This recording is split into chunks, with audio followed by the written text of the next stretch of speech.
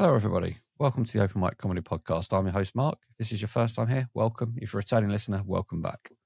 This podcast is here for everybody on the open mic comedy circuit, whether a comedian, an MC, a promoter, or even a tutor. And even comedy fans who enjoy watching the stars of the future in the pub basements around the world. If you're thinking, I could do that, then this podcast will guide you on what to expect on this crazy circuit from those right in the middle of it.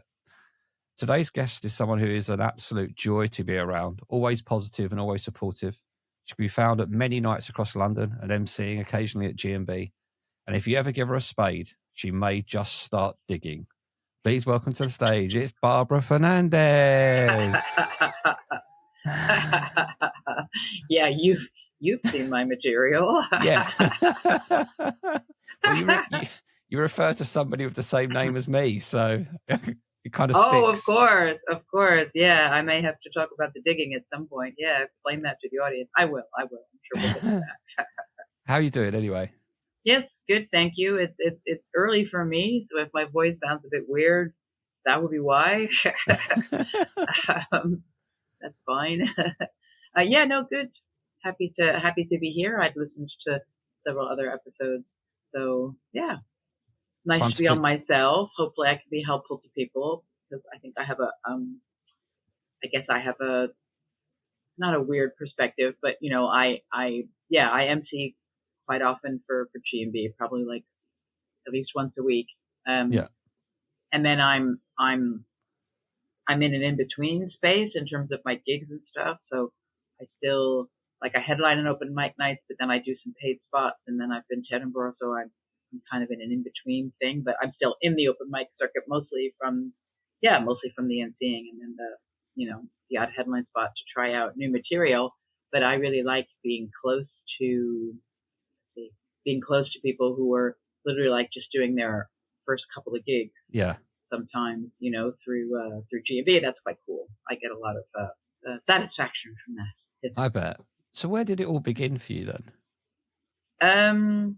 Oh boy, let's see. Well, as a kid, I would watch comedians, and to me, they were like successful aliens. Like, I say aliens because it just seemed like I loved what they did, but in my mind, I could never in a million years do that. That's why I say aliens. For me, I'm just like, well, those people do something that I would love to do, but I would never be able to do it. So I never, for 1 second, even considered doing it because I just was like, well, it would be like watching someone, I don't know, like I can't pole dance, so I suppose I could learn, couldn't I? But you know what I mean? Like, or somebody, I don't know, somebody speaking Korean, like I tried, it sounds silly. Anyway, yeah, so I thought, I can never do that. And then but I knew I wanted to perform. So I saw, this is a long time ago, I saw some couple that were like dancing and singing. They were tap dancing. I don't know if it was Fred Astaire and Ginger Rogers, but yeah, that kind of thing. And I was like 8 years old, and I said to my mom, I want to do that. And she was like, oh boy, okay. And then shipped me off to, bless her, to a bunch of dancing lessons and theater lessons and singing lessons and all that stuff. And then I discovered that within the theater community, I really liked being funny. Yeah. So I felt like, well, actually the one positive thing my mom said about my performing, she didn't say too much about it actually, but she did say, oh, you have comic timing. Yeah. And I think comic timing, I have comic timing when it's somebody else's script, but when it's my script and you've written your own stuff for comedy, that's a completely different beast. Anyway, I got to uni, and I just liked making people laugh, like who looked grumpy, like shopkeepers and stuff like that. Like I don't know why, but if I saw somebody grumpy, I would just make it a game. I would set a challenge to be like, okay, I'm gonna make this person laugh. I don't know. I have no idea why, because I was doing all the things that you would expect an aspiring comedian to do, but in my head I was like, well, I can't be a comedian, so I'll do this instead.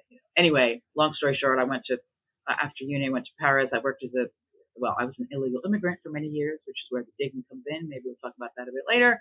And then I started singing when I was there, and so I sang professionally for a couple of years, alongside doing a bunch of other weird jobs. Yeah, very weird. And then didn't even think about doing comedy at all until start of lockdown. I got diagnosed with borderline personality disorder. That was fun. Oh, I bet. And then, well, when I got the weird thing was when I got diagnosed with that, I was like, oh, that's why I've made so many insane life decisions. That's why I've done all this weird stuff. So during the treatment for that, which I was lucky enough to be able to spend my savings for, it took 2 years. And at the end, my ex-therapist was like, okay, well, now you need to find a purpose for your life. What's something you always wanted to do? And my mouth, before I could censor it, my mouth said stand-up comedy. I did a course with Logan Murray, and a lot of people do a course. And I think his course was the perfect one for me because Logan's strength, I feel, is he honestly believes that anybody can do comedy if you learn how it works.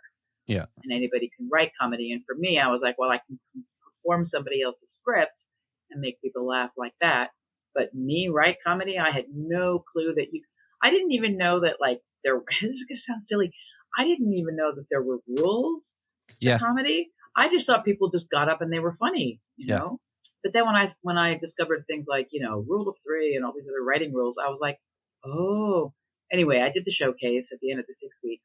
And fortunately for me, well, when you're supposed to invite friends and family, right, along to see you. And I didn't tell anyone because I didn't want them to see me bomb. I was convinced I was going to bomb. And in my mind, I was literally doing the course for personal development. I thought, it's something super scary. It'll be good for my soul.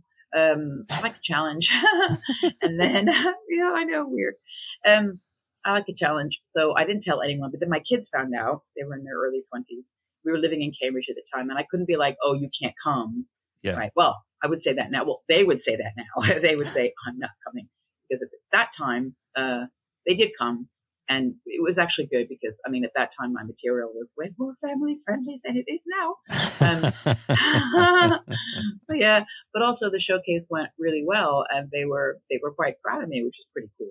Yeah. If there are any parents out there with 20-year-olds, you'll know that doesn't happen every day. So the showcase went well, and then one woman. Well, I was really scared actually before the showcase. I wanted to go home. I remember so well. We were standing it was the interval. I was supposed to be on after the interval. There were 9 of us standing in this little room. I really wanted to leave. And the only reason I didn't leave was because, well, A, my kids were there, but B, mostly I didn't want to let down the other people in the room. I thought if I leave, I can't do that. I can't. I can't. In my mind, I was like, oh, rules, I'm not allowed, right? Yeah. So, the showcase went well, even though I was absolutely petrified. I don't think I've been that scared of going on stage ever. I've been on stage a lot, right, with singing and stuff. But with singing and theater, to me, that feels way safer because, well, first of all, there's a fourth wall, right? Yeah. You don't have to do this super scary thing, which is scary for me, but probably not for everybody, which is, connecting with an audience. Oh my God, that to me is the scariest bit of doing comedy. Even it's the scariest bit of emceeing. But anyway, the showcase went well. And then this woman came up to me and she was like, oh, you should do this. You should keep going. Someone that I didn't know. And I thought, oh, wow. And before doing the showcase, Logan had told us, he was like, book a couple of gigs at open mic nights before you do the showcase, because once you've done the showcase, you'll be glad you did. And because I'm a good student, I did that. But in my head, I was like, oh, I'll just cancel them after the showcase. That's no big deal, right? And of course, he was right. The showcase went well. And then the first gig I did after that was at Comedy Virgin. And some of my friends from the course came, and there were a couple of us performing. And that went well. And I see those, I look at that set now, and I just think, how did that go well? Yeah. I see new acts at G&B who were way better than me at my first gig. Way better than me. In fact, Kyle even said to me, Kyle Wallace, who runs G&B, for those who don't know, even said to me was something that I was a bit, how did he put it? When I first started, I was a bit hard to handle, I think were his words. There is a reason for that, which I'll get to in a minute. But anyway, so then my first gig at Comedy Virgin went really well. And then that was enough for me to think, oh, this is really fun. I can actually do it, which was good because then the next 10 gigs did not go so well. Yeah. 10, then there were a lot of, there were definitely a lot of not so good gigs. And actually, the reason like now Kyle knows why, and I know why. The reason I was, hard to handle was because when I started comedy, this was literally like I was still doing the treatment for borderline personality disorder, so I was still. It was the last 4 months, 5 months, and it's very intense. I'm not going to talk about it on here, but it's been described as climbing out of hell on a ladder, and the ladder's on fire, which is totally accurate. So Okay. I was still all over the place. Like there were days when I just, didn't want to be on planet Earth, but I would go to G&B and I would feel, that would Yeah. help. That would just take me out of my own head, which I'm sure a lot of people can relate to. So yeah, when I first started comedy, I was still very much, mentally all over the place. And comedy was like my crutch. Like it wasn't my therapy. I do highly recommend that if people need therapy, please do therapy before you do comedy. Don't use comedy as therapy. It doesn't work for the audience. I couldn't resist saying that. But it was, yeah, like focusing on other people and making other people laugh still now even is a huge help to me. In fact, that's one of the biggest help I find just generally. Like if I do have a day that's a bit challenging, Yeah. is focusing on helping someone else. That's a big. I mean, technically it's called distraction if we're going to use a mental health skill name for it or something like that. But I mention it just because, if there's anybody else out there that has days that are really difficult, and I think lots of comedians do. For me, I mean, I think for everybody, but for me, focusing on helping other people is huge, huge, huge, huge, because it gets me immediately out of my own head. So yeah, I had a bit of a rocky start in comedy, but then luckily,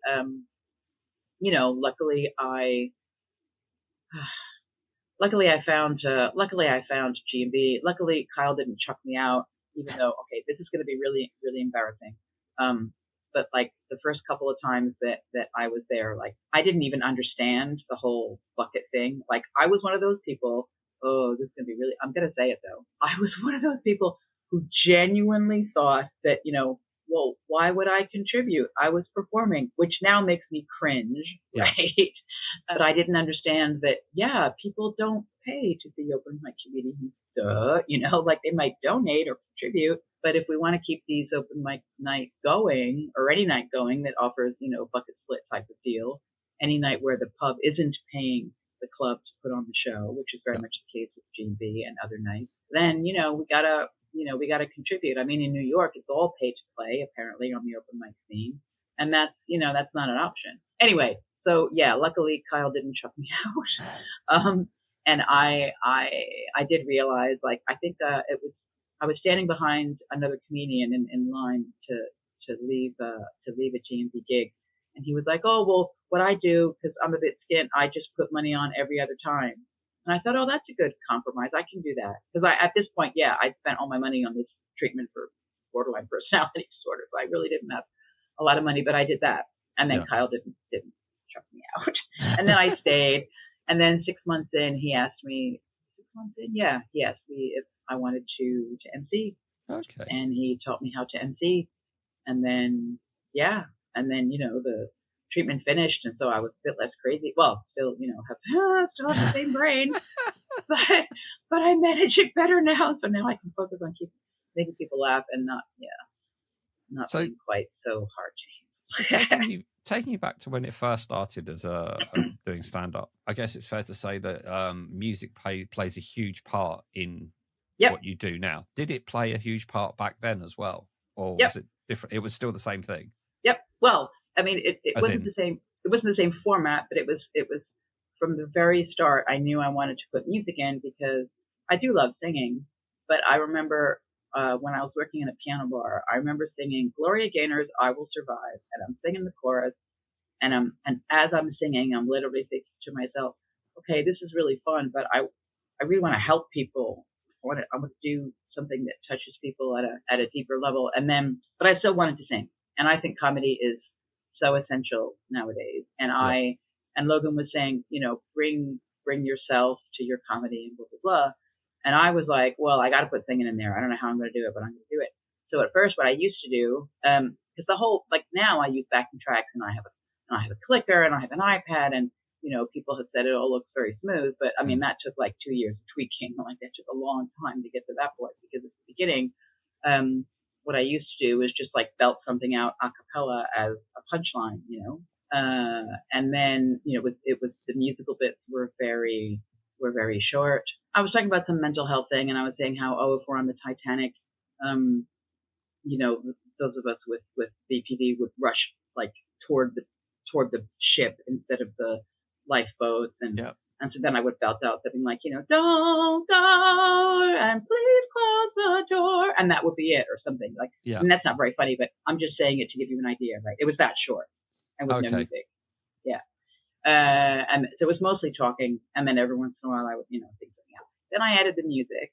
So it was still short bits, but with music. And then at some point, I had a longer one, like a longer parody. Was it the parody or the BPD song? I can't remember. It was a longer parody, I think. And someone was like, a couple people, we really like the longer song. Then I realized that it took me a long time to realize this, but I realized that that people. Not everyone's brain works like mine and jumps from one thing to another at the speed of light, right? Some people need a bit of time to hear a song. They need to hear more than like 5 notes to recognize the tune, right? Because not everybody's going to know the same song. And when I do the slightly longer bits, because now most of my parodies or original songs, they're about 2 minutes 20 on average, as opposed to before it would be like 15 seconds, Yeah. But people like those longer bits because it gives them time to like get into it. Yeah. Like their brain recognizes the music, because there's several stages you go through, right? When you hear music, first your brain is like, oh, music. And then your brain is like, what song is it? Yep. And then your brain is like, oh, I recognize that song. While your brain is also listening to the lyrics, which are different, right? So it's a lot to process for people, which I hadn't realized right away. So poor audiences, I used to like slam them over the head with all these very short, musical bits. But yeah, now it took a while to evolve. Yeah. And also it took a while to figure out how to do it as well, right? It must be more now, but maybe some of the open mics further down the ladder, shall we say, couldn't cater for what you want to do. Well, there's a lot of hooking up a system and stuff like that. Yeah, I mean, luckily I don't go to those nights anymore, but there are the nights where it's like a mic in the corner of a pub kind of thing. Yeah. The ones that don't have anything. Well, what I used to do, because I did do those nights, obviously, like everybody does, right? When I did do those nights, I just had a really small, like, Bluetooth speaker. Okay, yeah. And so, because I'm a bit of a control freak, I like to control everything. And if Bluetooth speakers were lighter and gave a better sound, I do have one that gives quite good sound, but it's huge and it's really heavy. I mean, if I could, I'd bring it everywhere because I like control. But yeah, but I also like good sound, and good sound is more important to the audience than me controlling anything, right? Yeah. But yeah, I used to bring a small Bluetooth speaker, and then that would sort that out, for those kinds of venues. Yeah. So what have been so far then kind of your best and worst moments on the stage? So my best moment was after I had just finished doing my first preview of my Edinburgh solo show at G&B. People are probably going to be sick of hearing G&B that don't know it, but the thing about G&B is that it's a community. It's not just an open mic night. It's a community. It's been going for almost 11 years now, and Kyle really does care. Yes, he has a scary exterior, but the man's heart, I mean, he is all about helping comedians, right? And he gets so passionate about it, which is why he gets pissed off at things, because he cares, right? Yeah. So anyway, what that does is that, he's created this community of people. Like, there was a lot of love in that room, for my preview. Like, there were a lot of comedians that came. I mean, there were people I didn't know that came, and there were people on the bill in the first half, the comedians, and their plus ones and stuff. But when I finished my preview, obviously I was really scared because I wanted to do well for Kyle, and for everybody, right? Because it's a big deal for him as well to give that time to somebody in his show, because it's the entire second half, because it's an hour-long show. So I had just finished the show, and then I think I did the usual thing of I put I don't know, I moved the mic stand back or something, and I was just gonna like leave the stage, right? But then Kyle comes on stage and he's like, "Come here, woman." I can't do his accent; it just sounds like an Irish grandmother. But he's like, "Come here, woman," and gives me a big hug. And then that moment of that whole piece, that whole like minute or so where the show has just finished. You have this room full of people that are, some of them know you, some of them don't, but you just feel lots of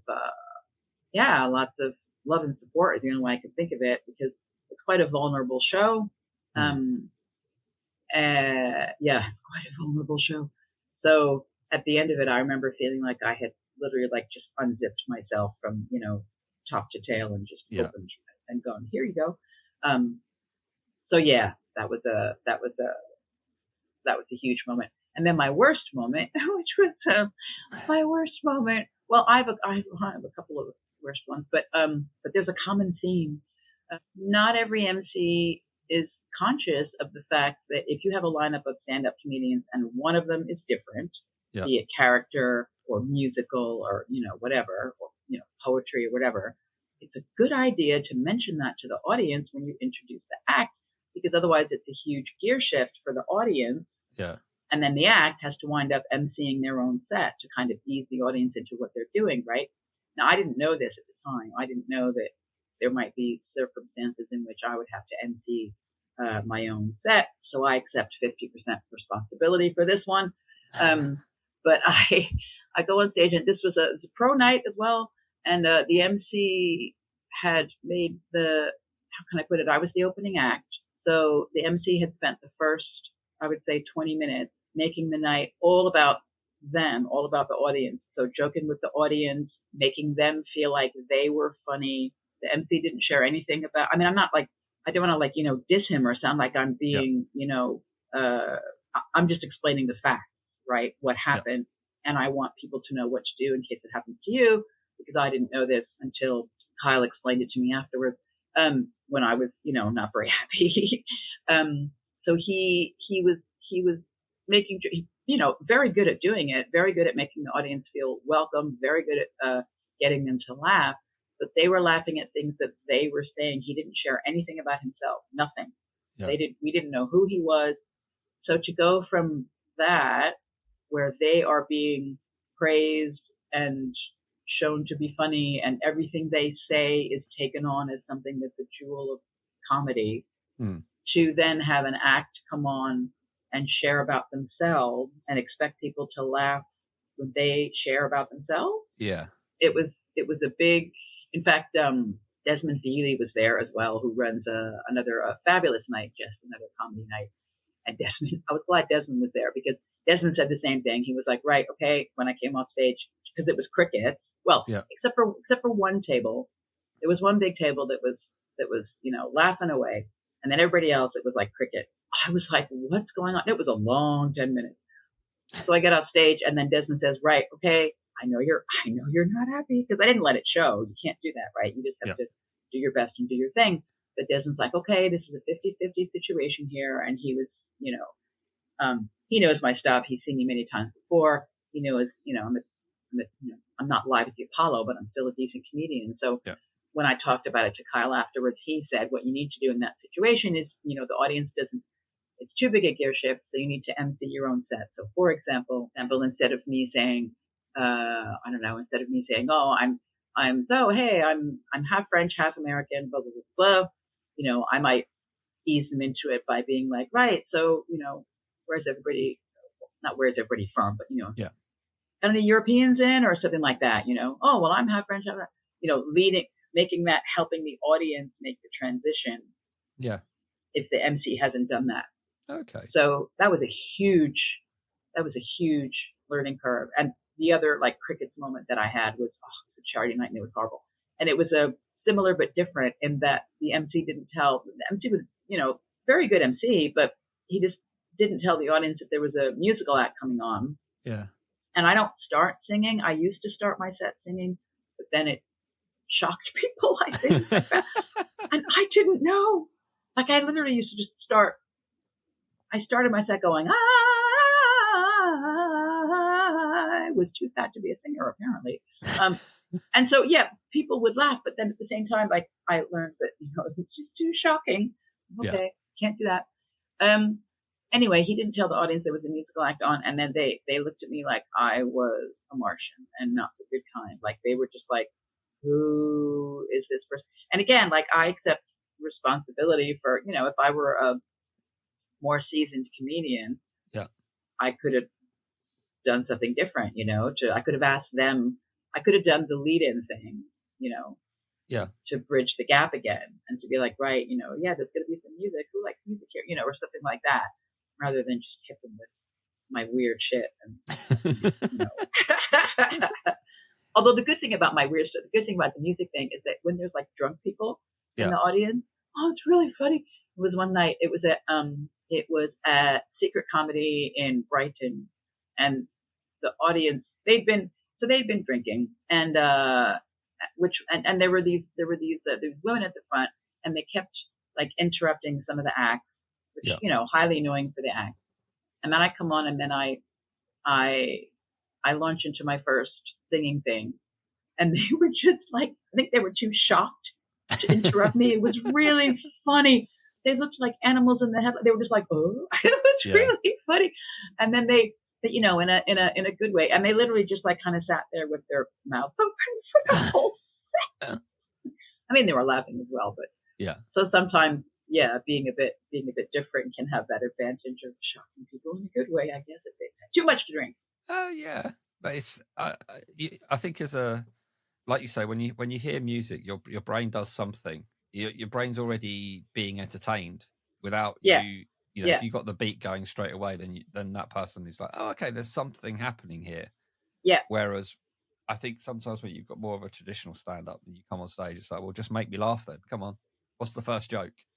Yeah. And I mean, I know that joke writing is not my strong point. I will say that straight away, right? Singing, yes, I can write parodies, but you know how like, well, Logan used to say that people, I think he still would say this, that people tend to be either strong writers or strong performers, right?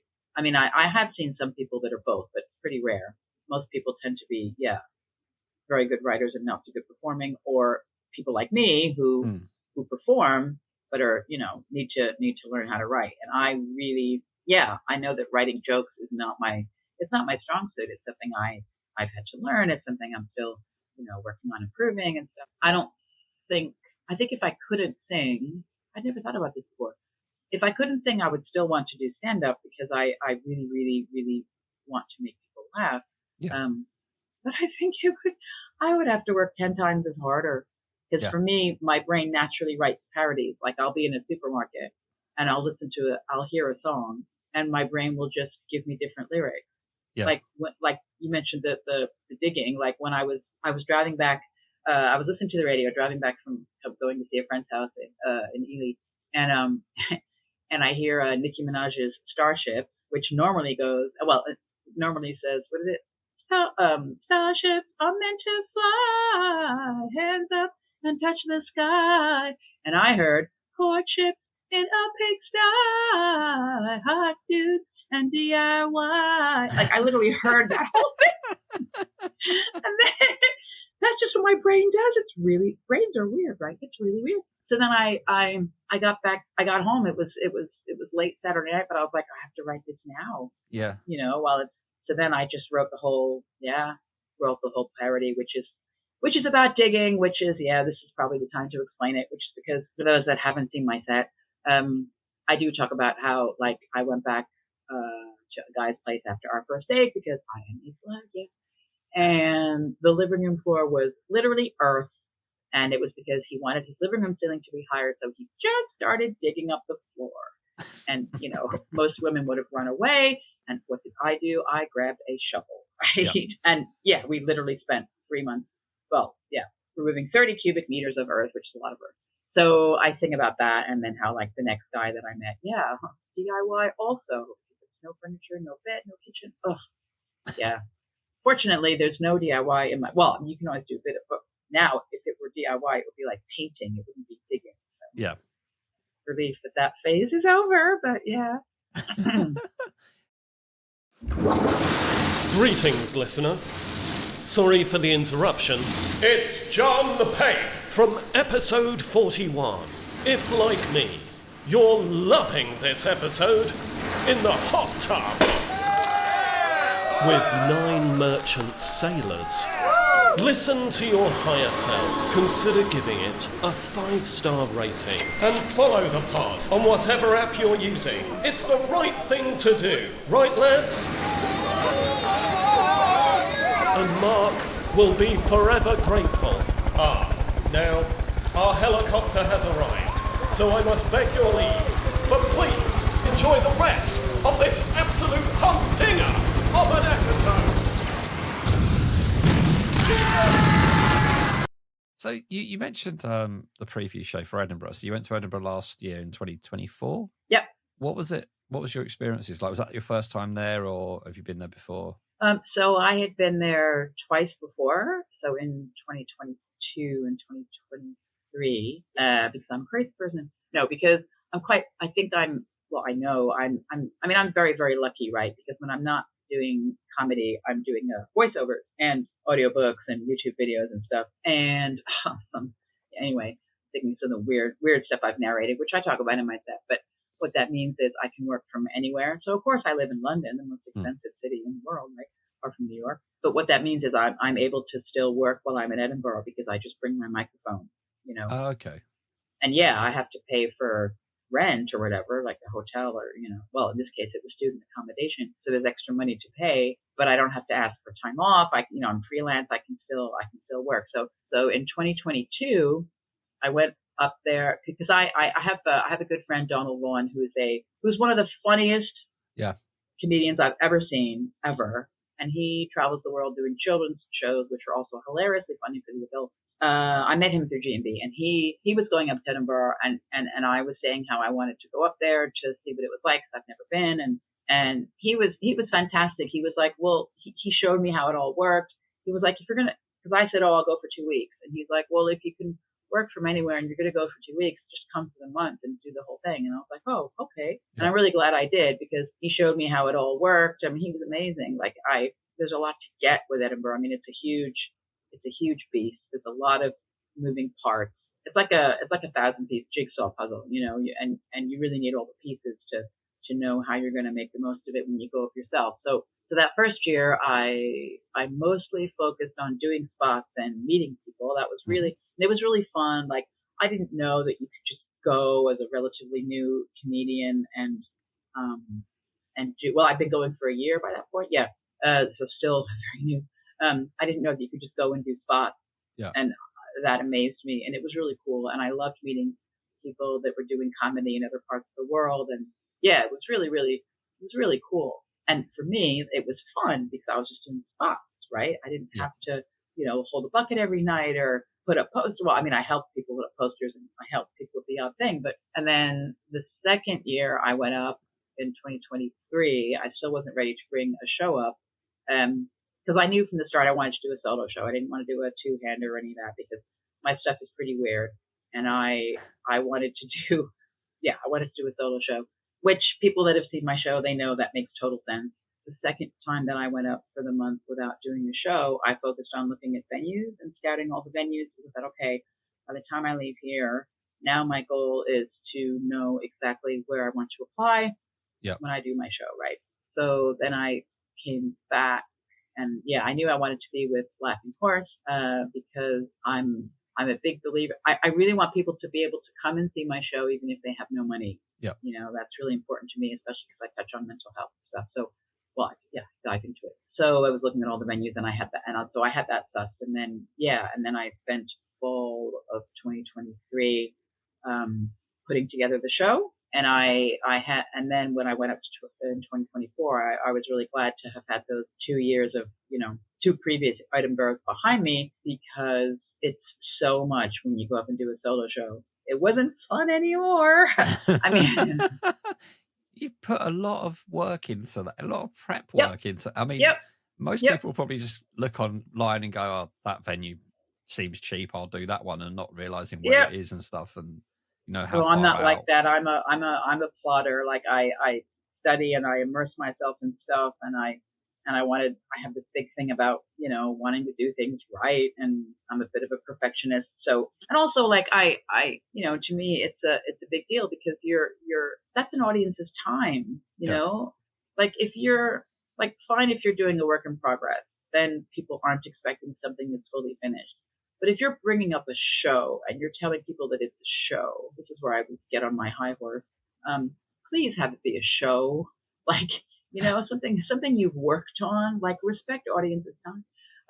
Because for me, like those people, they could have gone to see something else, and they're coming to see me, so they are my priority. Which is why I say it wasn't fun. It was fantastic, and I'm really glad I did it. And my goal was to get reviews, which I managed to do through a ton of work in networking. I wouldn't even, it's a whole other topic. But my priority was the audience, whether there's 2 or 3 or 20 or 30. Like I wanted them to have a really good time. So it was exhausting, and it was very good. It was really cool to have people come and see you on purpose. Yeah, I can imagine. I couldn't believe it. Yeah, right. And then I just thought, I get to do this. Like, to me, it's a privilege. I get to do it you pay for it, but I get to do it every day.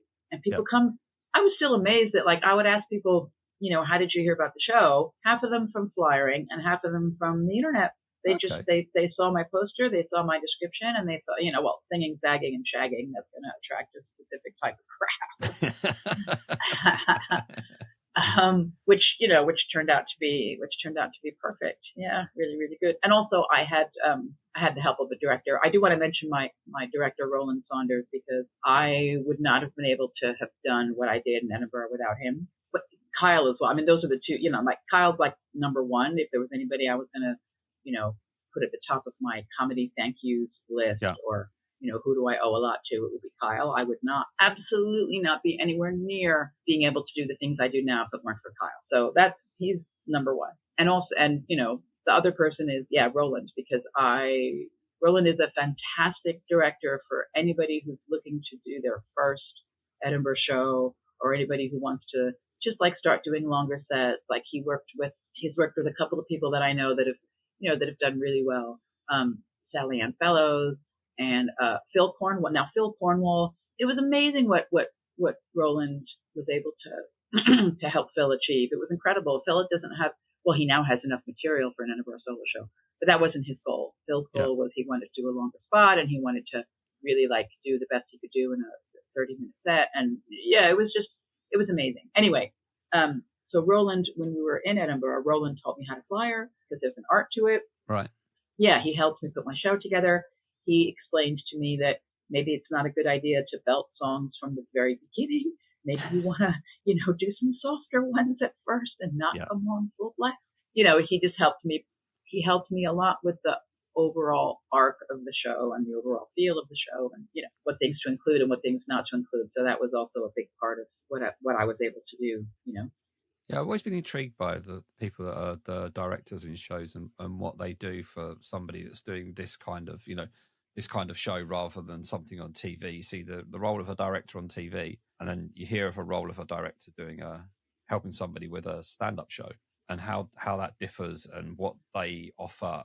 I guess they're the eyes of the audience and what they're seeing, and they're trying to tell you what you're portraying without you realizing it and stuff like that. Well, yeah, because we can't see ourselves, right? No. Like I could not imagine bringing a show anywhere without a director. Like to me, it just made total sense.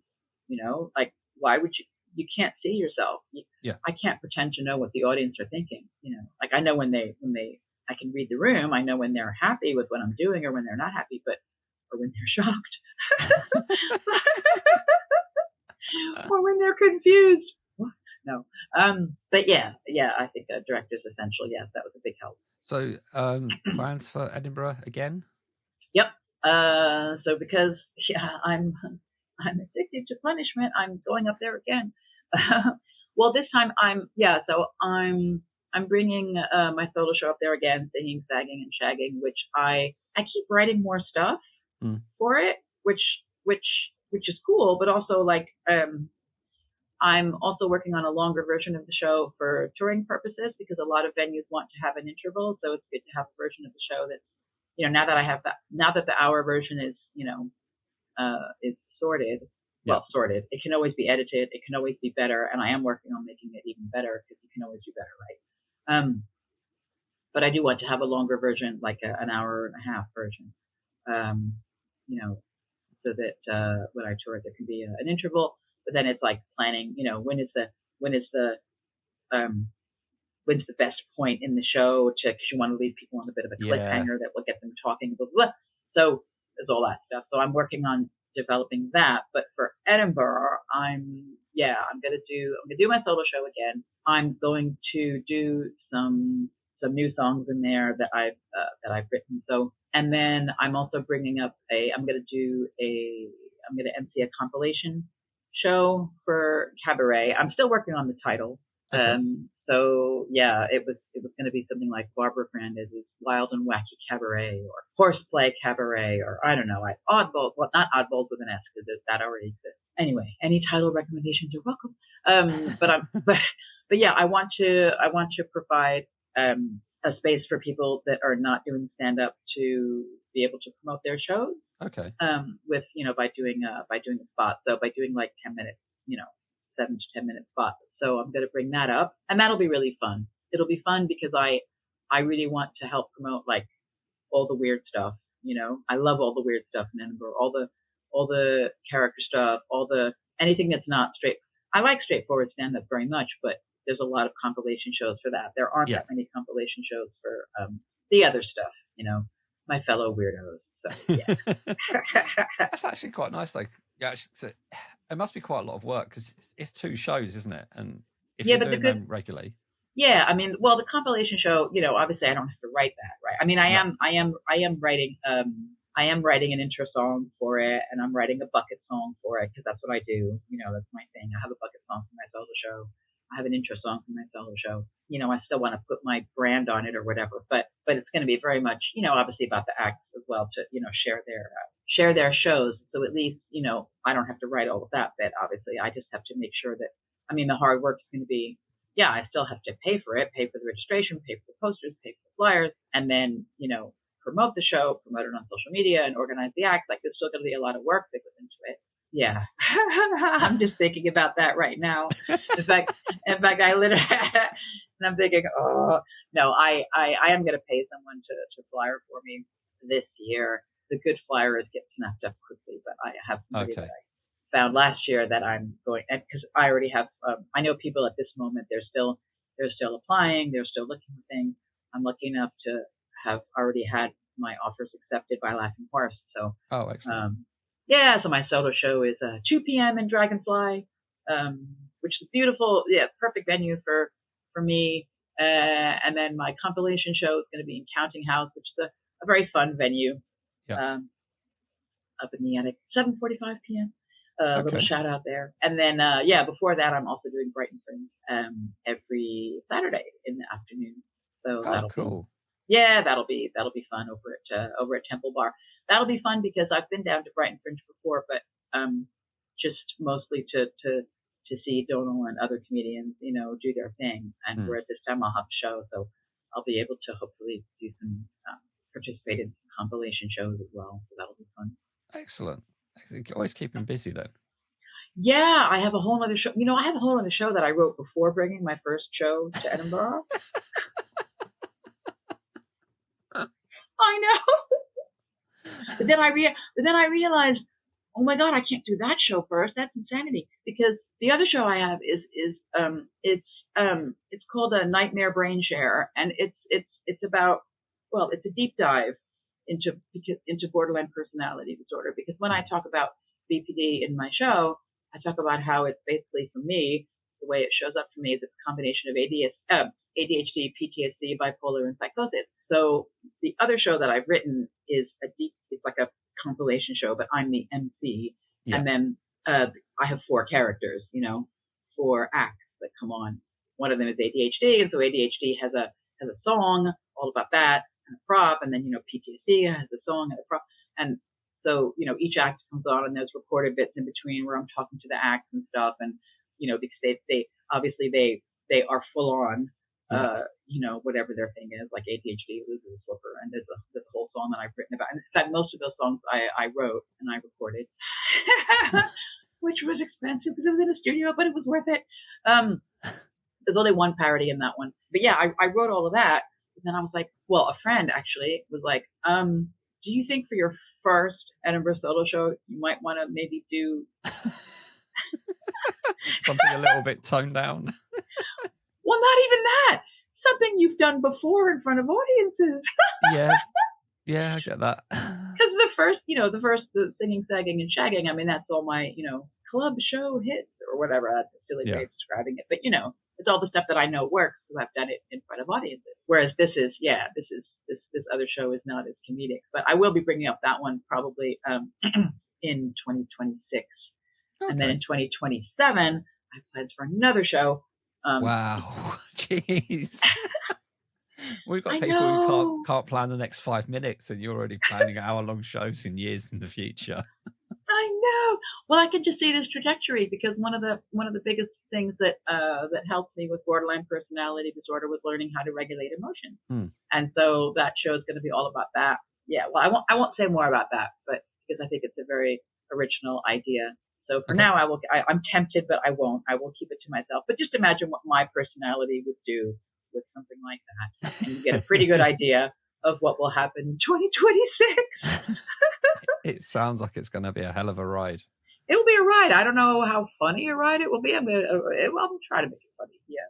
Yeah, that's always an interesting topic, though. Is making the funny out of the difficult, tragic. Out of difficult situations. I've always admired people that can actually do that because it's you kind of take the audience on this journey of despair or something, and then you try to make them laugh, and they're like, "Am I allowed to laugh at this?" Bit? Yeah. And their head doesn't realize. Hold on a minute. You're saying this. I'm saying this because I want it to be funny. I'm trying to be funny, and they're like, "Oh, I'm not sure if I can be. I can laugh." It's like, no, I want you to laugh. That's the point. Well, Let yourself go free.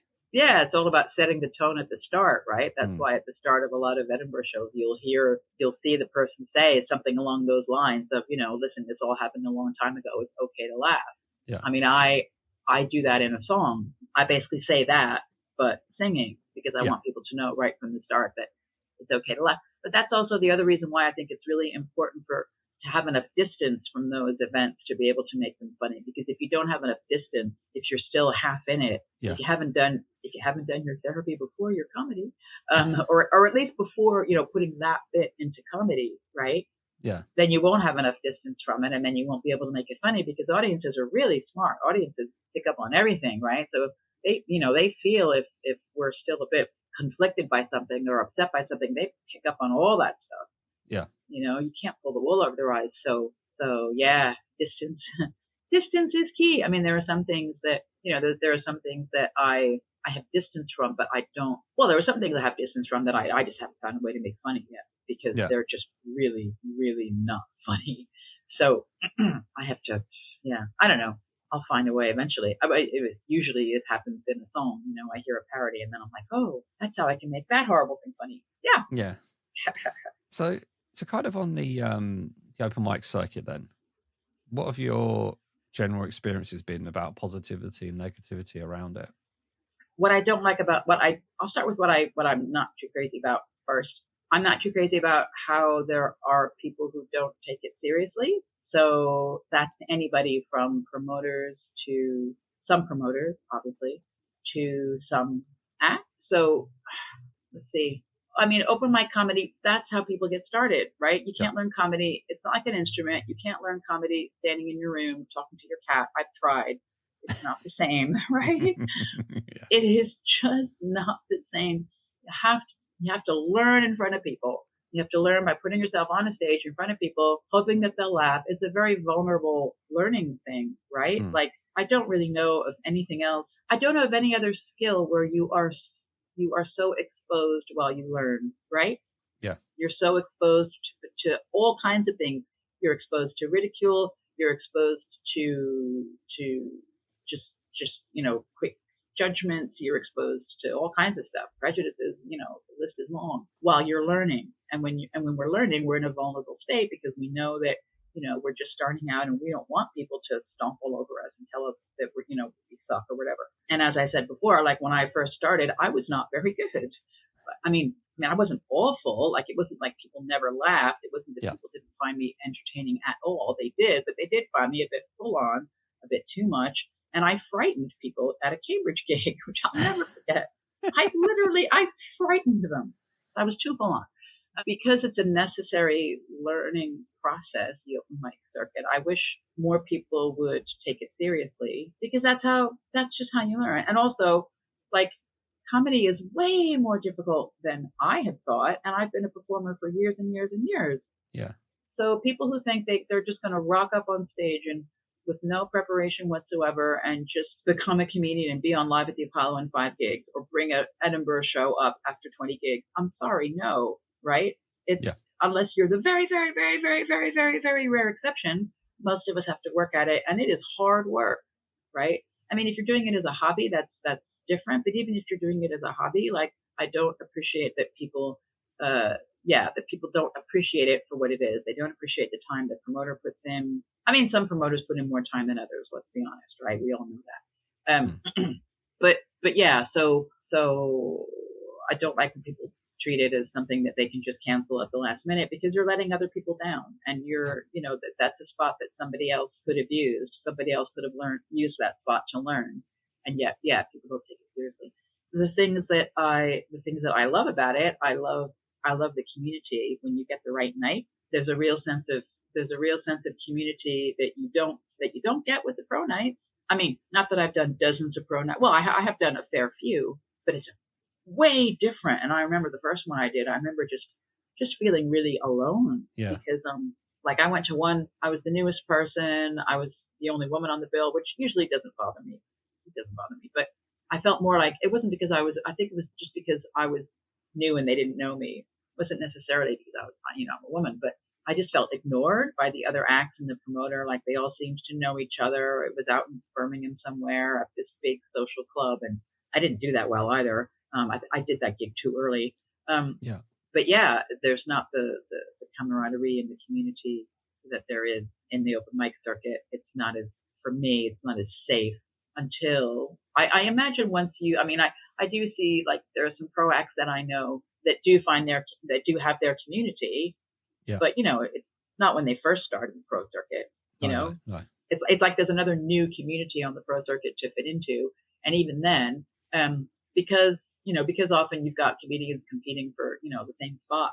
People can be competitive, and people can be petty, and people can be and I just think that's ridiculous. Yeah. Life is too short for all that crap, honestly. What one piece of advice would you give any new comic just sitting there, foot on the stage for the first time? Oh, have fun. That would be the biggest one. Yeah, just have fun. I mean, obviously, also be professional, because being professional starts when you start learning.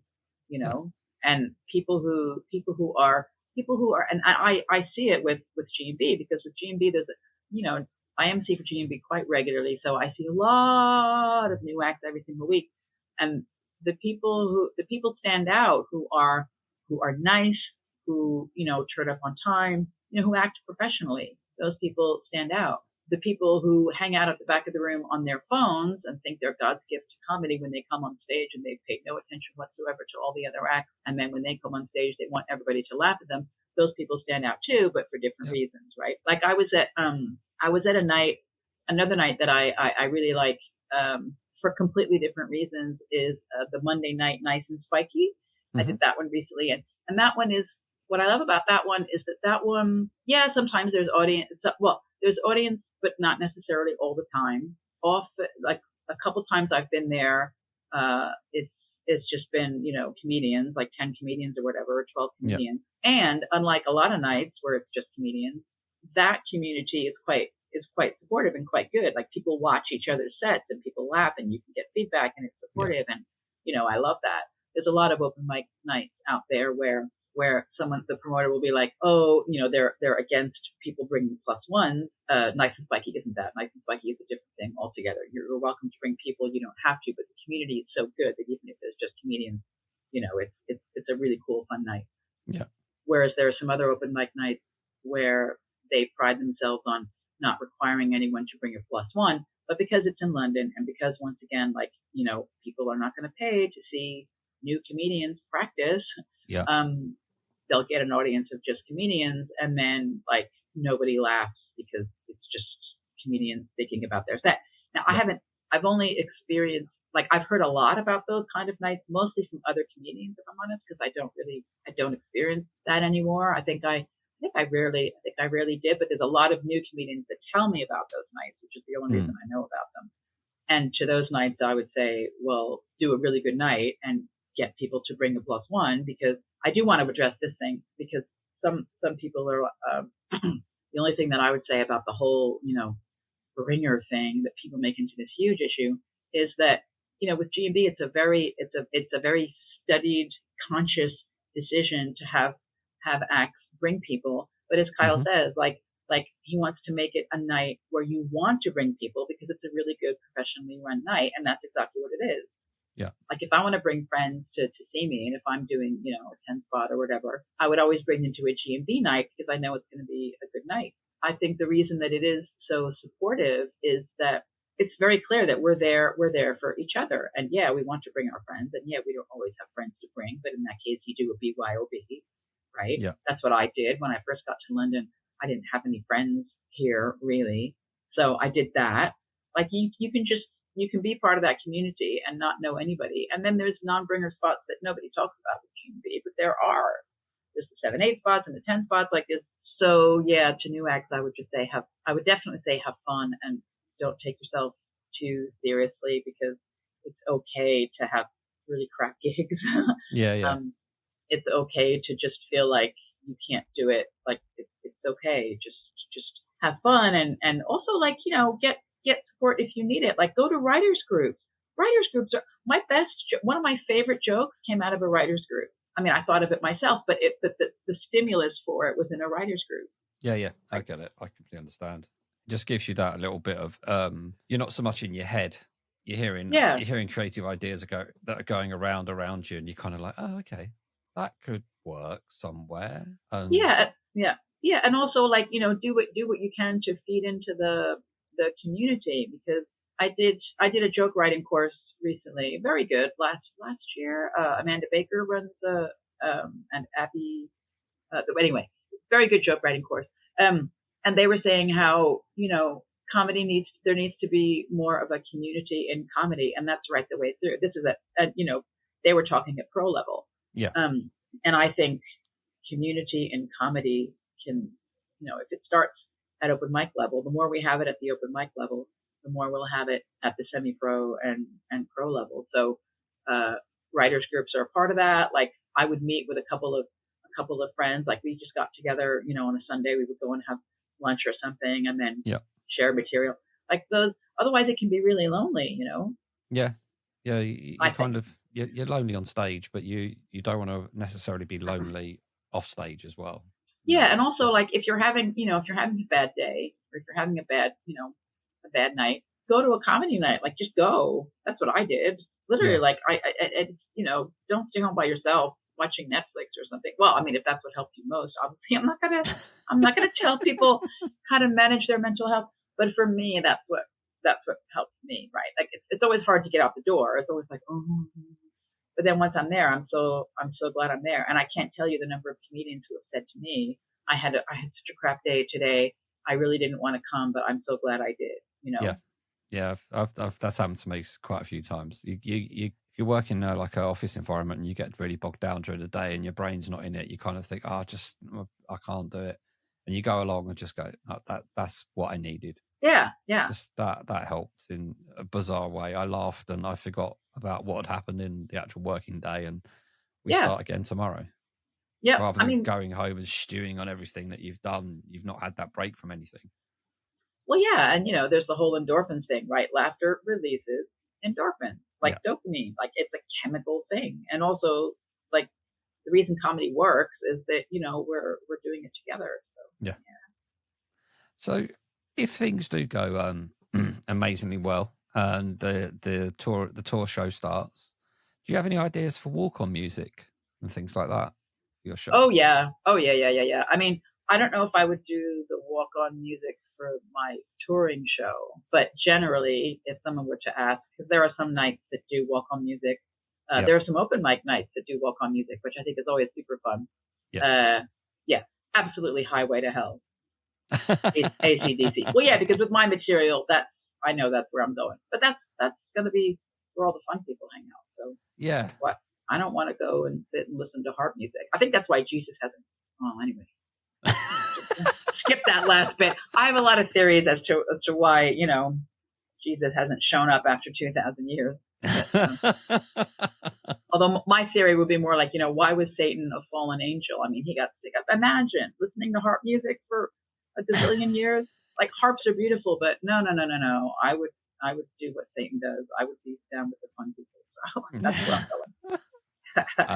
Highway Tale is one of my favourite tracks as well. I do love a bit of AC/DC every so often. Yeah. That's cool. One thing I do like to ask of all comedians that come on here is I like to set everybody a little challenge. Yep. The Comedian's Challenge, which is if you're a first-time listener here, you won't be aware, but it's to tell a joke from this joke book called The Little Book of Shit Jokes by Sid Finch. And the idea is that the comedians get to pick a joke from this book and tell it live on stage. They can incorporate it as part of the set, say it standalone, whatever, but film it and post it on Instagram and tag us in it, and we can laugh at everybody trying. Because the joke book, actually, the title is very apt. If you think of Christmas cracker jokes, but probably worse. But the comedians only get to pick it by page number, so they don't know what they're going to get, and I don't know what they're going to get. So it's a little exercise in fun. But if you give me a number between 5 and 95, however, if you pick one that's already gone, we have to keep going until... Yeah, of course, yeah. 86. 86. Aha. Would you like joke 1 or joke 2? Joke 1, please. Okay.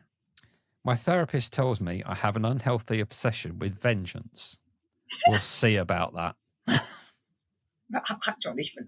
don't even understand that. Like, why is that supposed to be funny?